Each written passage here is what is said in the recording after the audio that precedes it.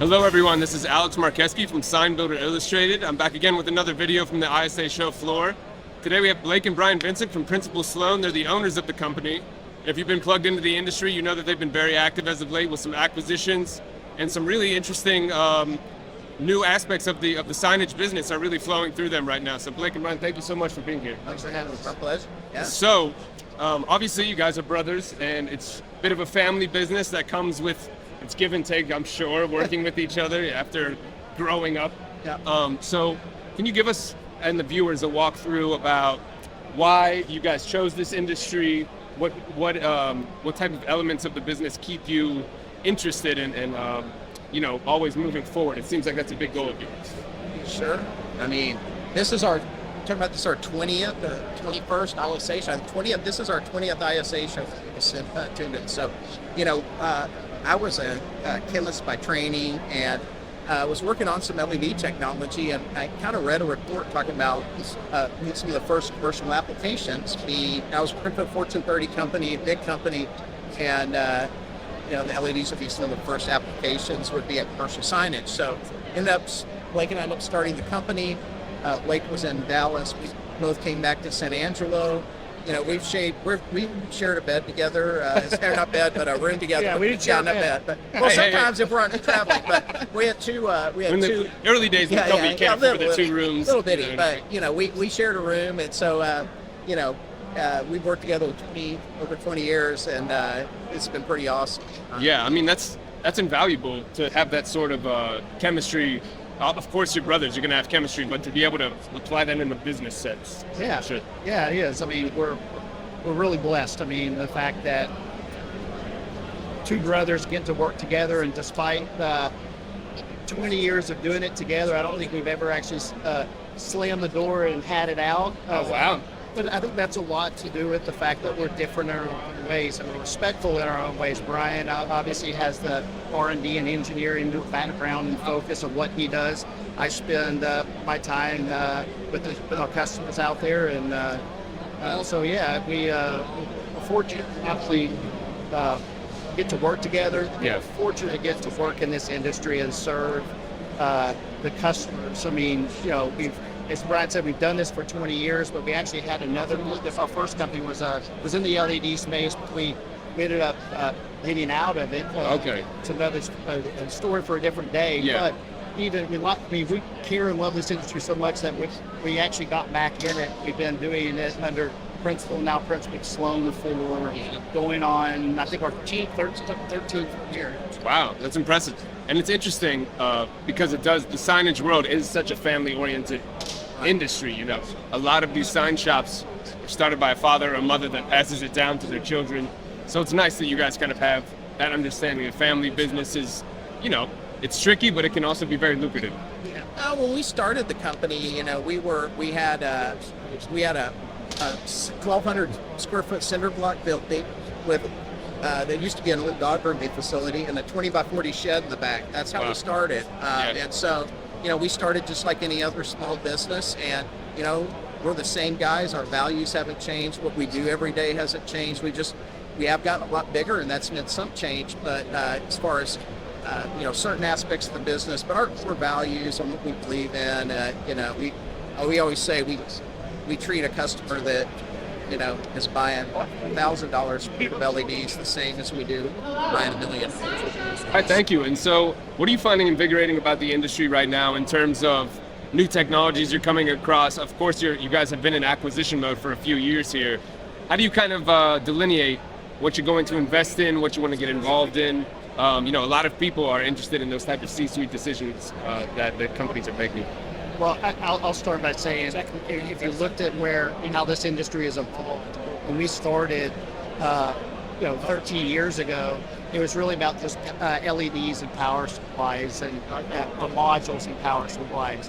What I'm excited to see now, and if you go over to our booth, you'll see a big sign there that says illuminating beyond just the sign. Yep. Sign makers now are not just building cabinets and chandeliers, they're really touching the entire building envelope now. And what's exciting for me is that we're developing all these architectural custom and order solutions to give them answers for that, and they're coming to us as saying, hey, we want to light this facade, or we want to light something on the entire building, not just the signs now. So it's really evolved in the fact that it's not just signs, but it's an architectural element to it. Yeah, I've seen that too. There's a real emphasis on experiential design. They want to make whoever it is, the customer, the visitor, the employee, feel as though they're immersed in the branding of the company. So that's what you guys are achieving. Yeah. It's that could be custom products. We cut kit stuff.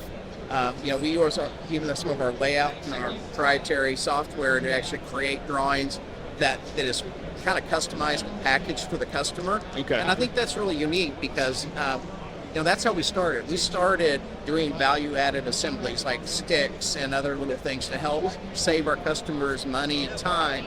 And now we're sort of created this suite with that same concept, but we still do a lot of assembly. We have 160 employees, so we do a lot of assembly and manufacturing in Texas, and so that allows us to be responsive to our customers in a custom market, if you will. Yeah, exactly. And these days, customers are really requiring custom responses on a daily basis because people want to feel as though they're plugged in with their providers. Yeah, absolutely. I mean, you think about it, most of the customers that we serve are custom sign shops. And there's very rarely is every sign the same. I mean, exactly. They're building something different almost every time, and there's not one product that fits everything. So it's exciting to be able to come to your customers with solutions and ideas and simplify their lives. I mean, exactly. that's what's really, to me, exciting, and we're seeing that now as we've launched this new architectural and custom and products that these customers can now take and go to their end user or customer with solutions. Yeah, exactly. And I think COVID brought on a lot of people wanting the idea of customization being easy per se, kind of was spurred along by that, and now, of course, things are progressing at a pretty rapid pace. Yeah, so I would say to sign companies, if you're just selling power supplies, modules, putting them in small sets of letters, you're missing out on a huge piece of the market, and that's your average ASP, your average sales price goes way up when you start addressing the building versus just the sign, and that's where we're here to help. Okay, makes sense. So, of course, I'm interested in how your feeling of the business, your understanding of your business has changed in these past couple of years as you're growing and acquiring. As the two people making the decisions, of course there's others involved, but what has that been like to kind of lead a team through that and also implement all of these changes to make it feel as uniform as possible? Well, one thing about our team as a whole, they're used to change. We've always changed. I mean, I say You grow as fast as you grow the rate we are.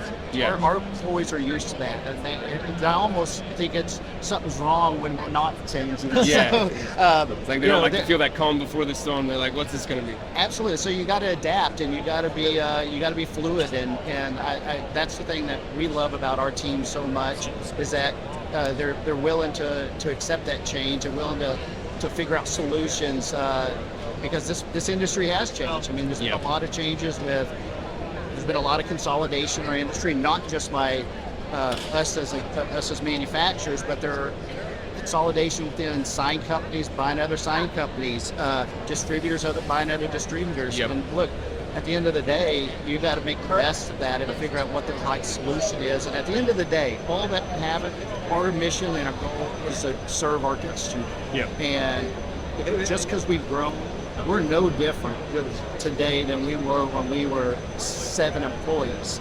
We still want to have that same core value and service model that we've always had.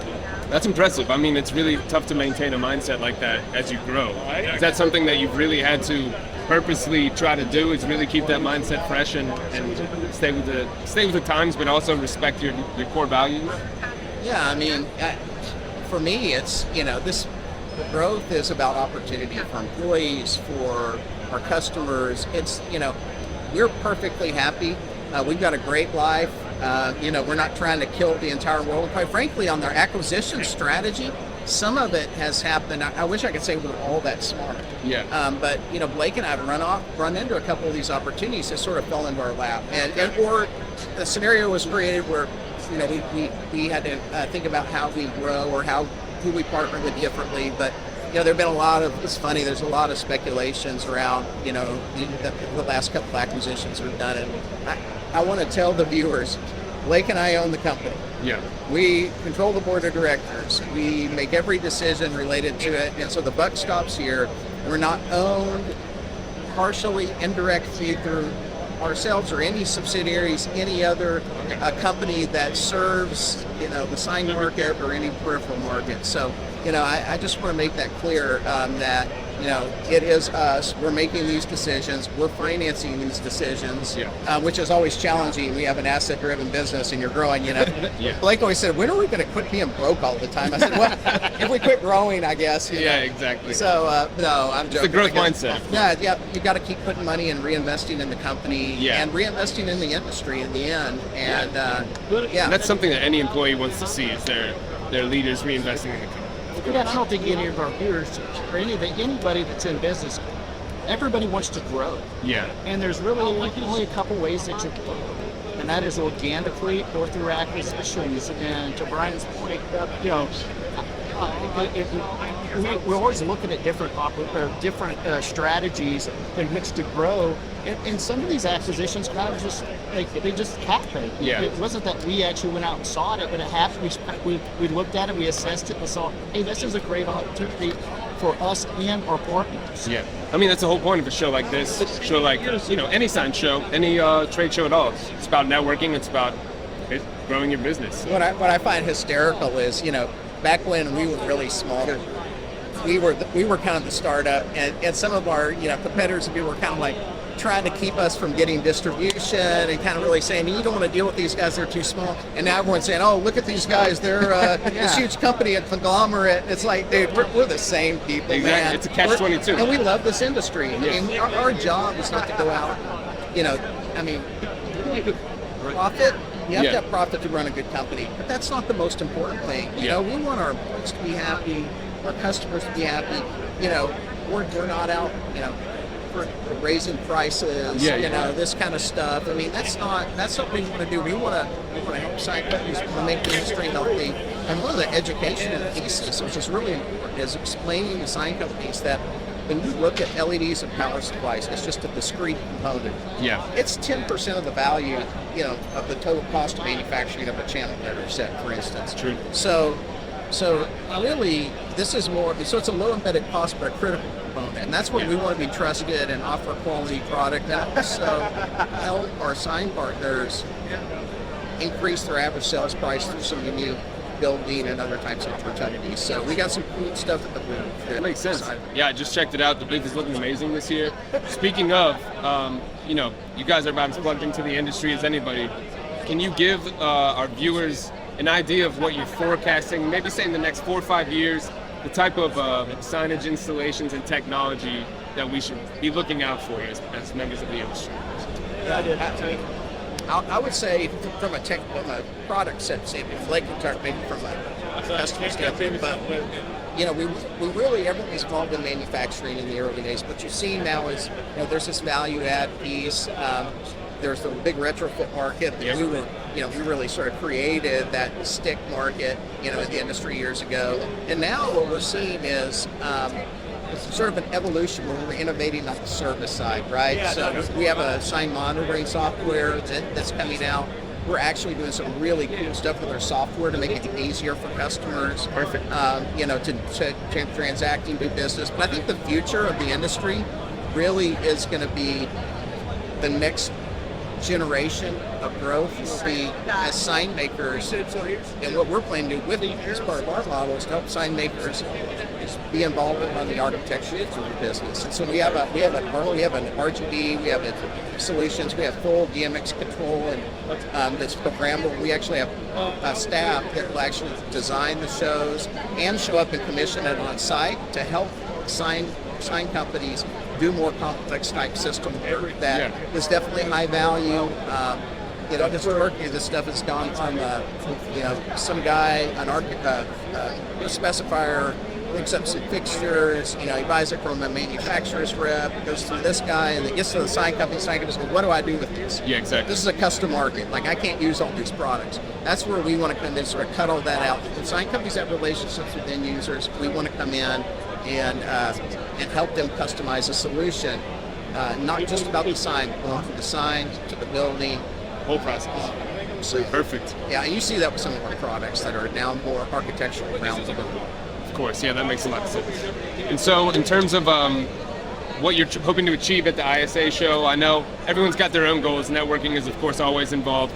But what do you guys consider the goal of a big show like this when you come? Well, I mean, obviously, we're always introducing the trucks. We want to show the products that we're going to be launching or we have just recently launched. And so, but we also want to show off our full suite of products, right?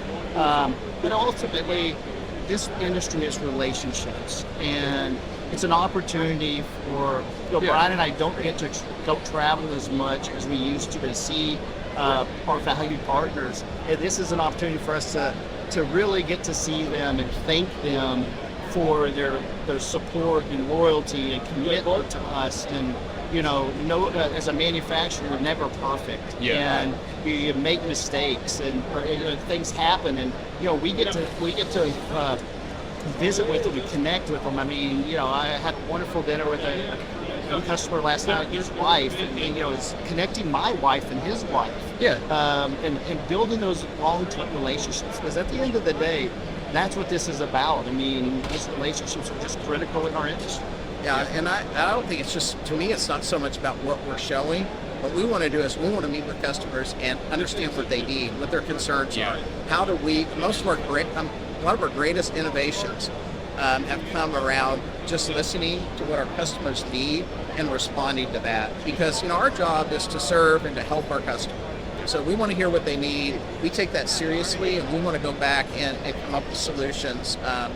And that can be around a range of different products. Yeah, some of the best products we've designed and come up with was either possibly at a show like this, or in the back of a shop with their team. You look at what they're doing and go, oh wow, that's pretty simple. Now, what else could be done to make that easier? And then we can incorporate that into our new designs or products that we deliver to our partners. Exactly, and look, that's the benefit of having an ownership team like yourselves.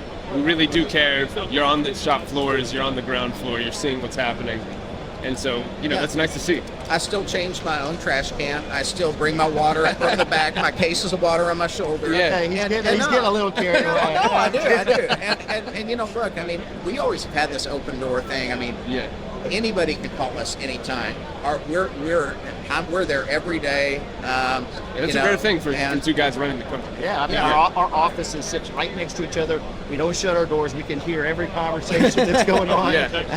And seriously, we encourage anybody out there that is great hosts, if they ever come out to West Texas, we'd encourage any of them to come out there and do a tour. We'll host them and let them see what we're doing behind the scenes. Well, perfect. I really appreciate Vincent Brothers for taking their time to talk to Sign Builder Illustrated and explain the kind of thought process behind Principal Sloan's acquisitions and their outlook on the future. Thank you both so much. Thank you. All right. Hope everyone has a nice rest of the show.